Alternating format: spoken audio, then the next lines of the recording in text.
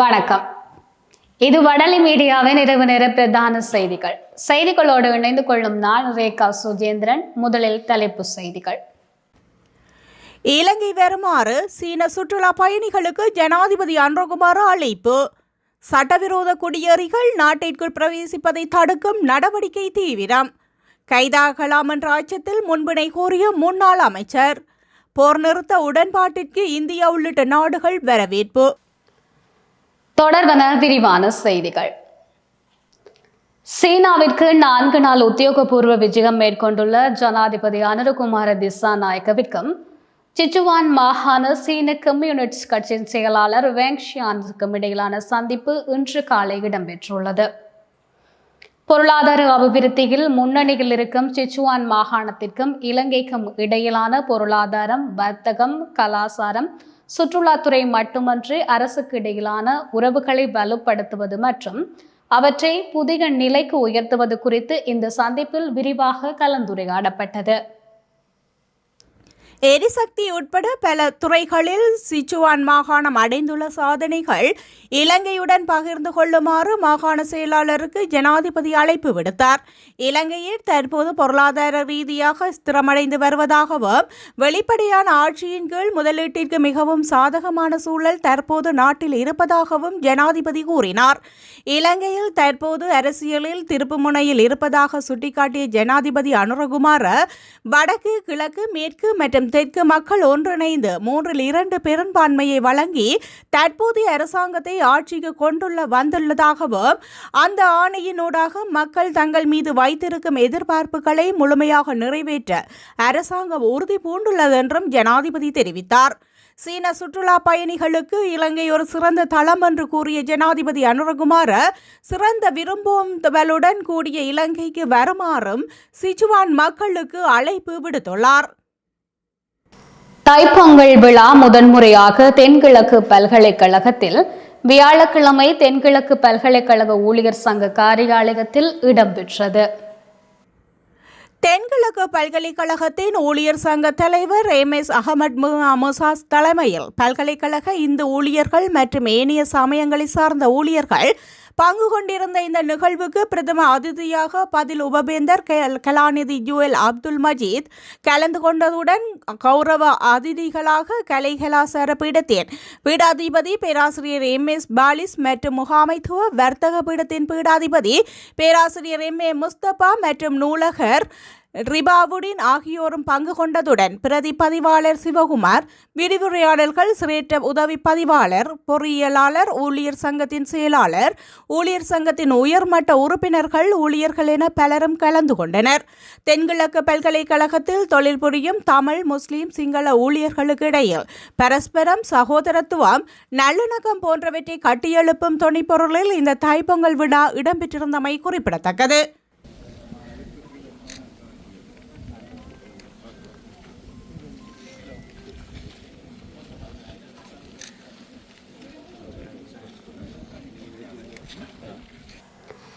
முன்னாள் அமைச்சர் மனுச நாணயக்கார தான் கைது செய்யப்படுவதிலிருந்து தவிர்த்து கொள்வதற்காக கொழும்பு நீதவான் நீதிமன்றத்தில் முன்பிணை கோரி மனு தாக்கல் செய்துள்ளார்.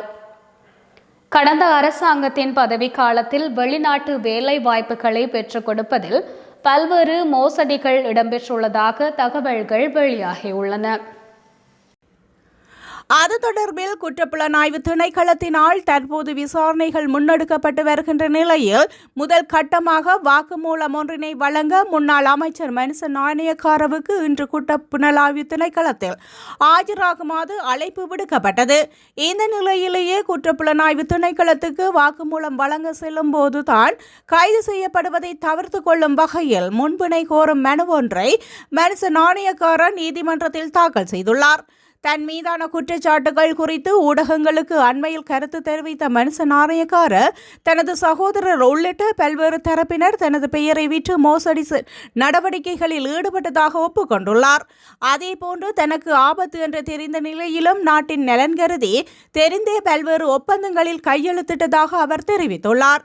அதற்காக தனது அமைச்சு அதிகாரங்களை பயன்படுத்தியதாகவும் குறிப்பிட்ட மனுச நாணயக்கார தான் கைது செய்யப்படுவது குறித்து எதுவித அச்சமும் இல்லை என்றும் கூறியிருந்தமையும் குறிப்பிடத்தக்கது. சட்டவிரோத குடியேறிகள் நாட்டிற்குள் பிரவேசிப்பதை தடுக்கும் வகையில் இலங்கை கடற்படையினர் தீவிர கண்காணிப்பில் ஈடுபட்டுள்ளதாக பொது பாதுகாப்பு அமைச்சு தெரிவித்துள்ளது. ஆயிரக்கணக்கான சட்டவிரோத குடியேறிகளை இலங்கைக்கு நகர்த்துவதற்கு சதி முயற்சிகள் தென்படுவதாக தெரிவிக்கப்படுகின்றது. பொது பாதுகாப்பு அமைச்சர் ஆனந்த விஜயபால இந்த விடயம் குறித்து அண்மையில் நாடாளுமன்றத்திலும் சுட்டிக்காட்டினார். அண்மையில் 100க்கும் அதிகம் மேற்பட்ட ரோஹிங்கியா புகலிட கோரிக்கையாளர்கள் இலங்கைக்குள் பிரவேசித்திருந்தனர். எதிர்வரும் நாட்களில் ஆயிரக்கணக்கான சட்டவிரோத குடியேறிகளை நாட்டிற்குள் கடத்தும் திட்டம் இருப்பதாக புலனாய்வு பிரிவினர் தெரிவித்துள்ளதாக அவர் குறிப்பிட்டார். நாட்டுக்கு சட்டவிரோத குடியேறிகளை வருகை பல்வேறு சிக்கல்களை, தேவையற்ற சமூக பிரச்சினைகளையும் ஏற்படுத்துவதாகவும் அவர் தெரிவித்துள்ளார். பெண் பாராளுமன்ற ஊழியர்களை பாலியல் ரீதியாக துன்புறுத்தியதாக குற்றம் சாட்டப்பட்ட 3 பாராளுமன்ற ஊழியர்கள் அவர்களின் பதவி நிலைகளிலிருந்து நீக்கப்பட்டுள்ளனர்.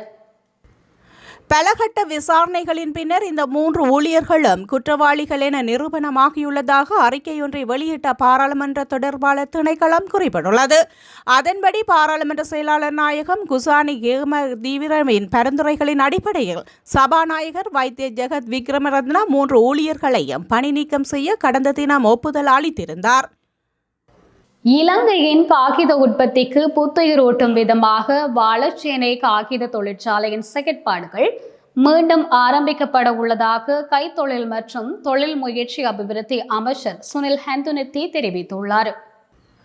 காகித தொழிற்சாலையில் பழுதடைந்த இயந்திரங்கள் சரி செய்யப்பட்ட பின்னர் தொழிற்சாலையின் செயற்பாடுகள் மீண்டும் ஆரம்பிக்கப்பட உள்ளதாக சமூக ஊடகங்களில் வெளியிட்டுள்ள அறிக்கையில் அவர் குறிப்பிட்டுள்ளார்.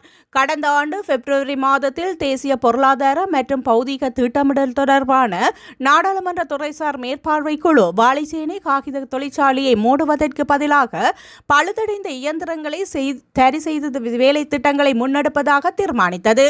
குறித்த தொழிற்சாலையில் உள்ள இயந்திரங்கள் 1956ஆம் ஆண்டு இறக்குமதி செய்யப்பட்ட இயந்திரங்கள் என்பதால் பழுது பார்க்கும் வேலை திட்டத்திற்காக சுமார் 1.2 மில்லியன் அமெரிக்க டாலர்கள் தேவைப்படும் என்றும் கணிக்கப்பட்டது. இந்த தொழிற்சாலையில் இயந்திரங்களை புதுப்பித்தால் ஒரு நாளைக்கு 5 தொன் காகிதம் உற்பத்தி செய்வதன் மூலம் மாதத்திற்கு 22 பில்லியன் ரூபாய் லாபம் பெற முடியும் என்றும் அந்த அறிக்கையில் குறிப்பிடப்பட்டுள்ளது.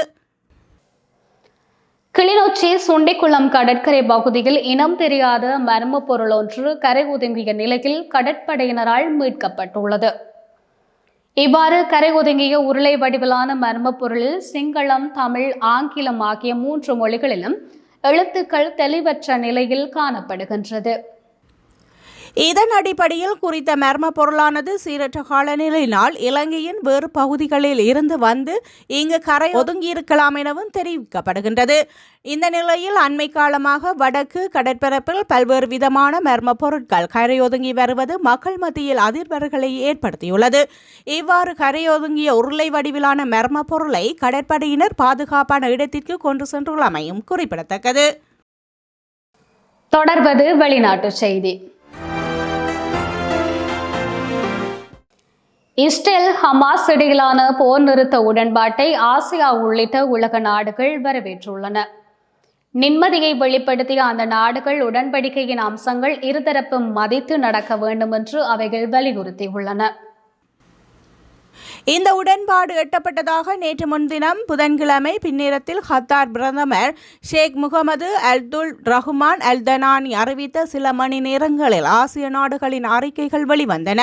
போர் நிறுத்த உடன்பாட்டை அறிவித்து மகிழ்ச்சி அடைகின்றோம். 15 மாத படுகொலை இனியும் முடிவுக்கு வரும் என்று மாலைத்தீவு ஜனாதிபதி முகமது முயிஸ் கூறினார்.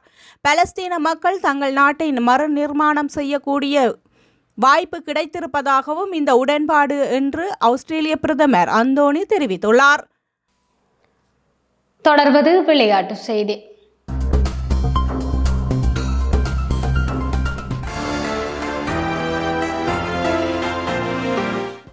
IPL பாணியில் நடத்தப்படும் 3வது பெண்கள் பிரீமியர் லீக் 20 ஓவர் கிரிக்கெட் போட்டி பிப்ரவரி, மார்ச் மாதங்களில் நடக்க இருக்கின்றது.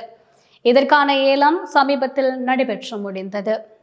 Number 28, Nandini Kashyap, the Indian wicketkeeper, is going to be next. Nandini Kashyap.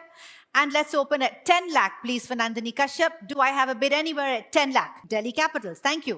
At Delhi Capitals, his bid come in now at 10. At 10 lakh, it's on my right. At 10 lakh now with Delhi Capitals, all through then, and selling to the Delhi Capitals at 10 lakh. It's yours, Delhi, at 10 lakh. Thank you so much.